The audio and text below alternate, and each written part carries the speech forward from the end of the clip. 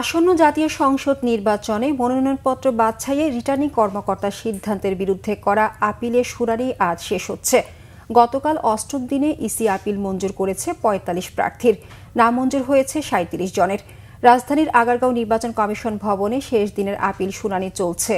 ৬১১ থেকে ৬৪৫ নম্বর অবশিষ্ট অপেক্ষমান আপিল নিষ্পত্তির মধ্য দিয়ে এই কার্যক্রম শেষ হবে।